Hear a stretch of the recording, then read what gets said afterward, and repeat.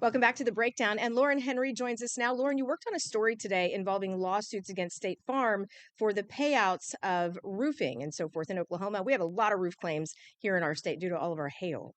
Yeah, this is a huge story. I'm sure that some people who are watching right now might remember it. Essentially, attorneys are alleging that State Farm has been running a scheme to underpay and deny wind and hail claims to Oklahomans. And this essentially is the latest in the back and forth between State Farm attorneys and attorneys representing the plaintiff in this case, which is Hursh. And these attorneys are from Wittenberg. And I'm going to let you take a look Let's at take a look, what happened today in court. and then we'll come back with questions.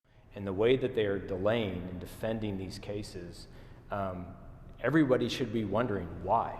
It was a big day for the case centered on allegations insurance giant State Farm has been running a scheme to underpay wind and hail claims. All of it playing out in an Oklahoma County courtroom where the judge, Amy Palumbo, told State Farm attorneys this case has gotten out of hand. It is time for this court to step in and drive it straight to trial without any additional stops along the way. And I think that was pretty clear from the court today that it expected State Farm to comply with these discovery orders and turn over these documents and produce these executives for depositions. The decision coming after months of back and forth filings after State Farm failed to produce key documents and depositions from State Farm executives. This production was originally ordered in November of 2025. So the fact that we're sitting here in August and State Farm has not complied with that order really speaks more to State Farm's delay than anything else. The deadline to turn in the missing documents and depositions is September 3rd. The trial scheduled for December 7th. The judge stating she wants the case to be wrapped up by Christmas. This will be the first time that some of the State Farm executives in Bloomington have to answer for their wind and hail initiative. And they've not ever been under oath to answer those questions before. And so today is kind of a historic day with respect to these hundreds and hundreds of lawsuits that have been going on within our state.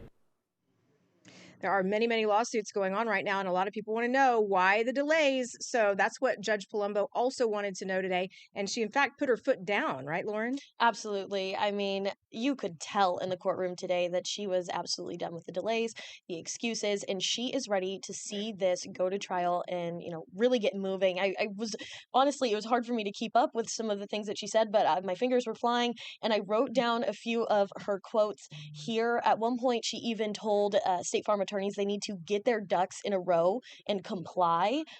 She also said that she doesn't know how many millions of dollars State Farm makes from Oklahoma, but if this was important to them, they would have made sure to put together a team to comply with the orders of the court. So, I mean, you can tell just from some of her things that she's saying during this hearing that, she's just done with it. And I think that I think that today made this hearing, almost a landmark hearing in this situation because we're actually starting to see more movement. Okay, so she put a timeline on it. Tell us about that and why that timeline is so important. Well, that timeline is important because at this point, it seems like State Farm needs to produce what these attorneys in this court are asking for. And it seems like this might actually push them to do so. All right. And she had a really interesting request about the depositions, and that's one thing that's been causing the delays. They're waiting on these depositions. What did she have to say about that? At this point, Palumbo wants to sit in on the depositions. She made it very clear that this is something that she wants to be a part of if she can, and I believe attorneys are even looking at her schedule as well to see what depositions she can be a part of. And so what else was filed today? Because apparently the plaintiffs, those against State Farm, they filed some new motion? Absolutely. So Hannah Witten was telling us that they filed another motion today in hopes that they can get some of these documents released to the public, which has been a contingency in this case. It doesn't seem like State Farm really wants these documents to be released. I wonder what they say. I do too. That's what a lot of people want to know. All right. Thank you for that, Lauren. We appreciate that very much. Of course, we'll continue to follow this case. And when we come back, your weather discussion.